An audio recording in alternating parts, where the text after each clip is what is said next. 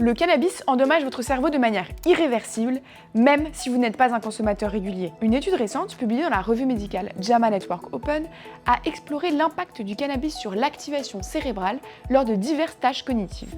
Les chercheurs ont étudié 1300 adultes, âgés en moyenne de 29 ans, et les ont séparés en 3 groupes.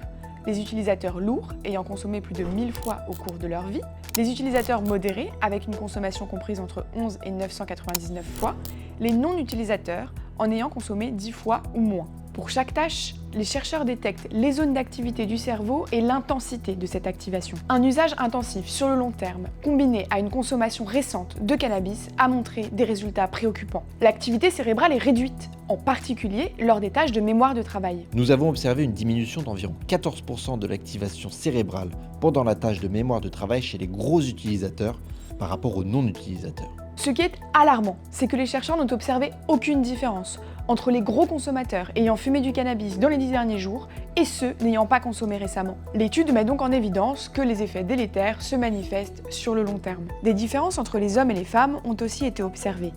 Par exemple, pour la tâche motrice, les femmes montrent une plus grande réduction de l'activation cérébrale sous l'influence du cannabis par rapport aux hommes. Le THC est la principale molécule active du cannabis. Lorsqu'une personne fume du cannabis, il prend la place de l'anandamide, un neurotransmetteur. En se fixant sur les récepteurs à la place de l'anandamide, le THC participe au système de récompense, libérant ainsi de petites quantités de dopamine, d'où ce sentiment de bien-être. Mais le THC entre en plus grande quantité qu'il n'y a naturellement d'anandamide dans le cerveau, et son effet se prolonge beaucoup plus longtemps.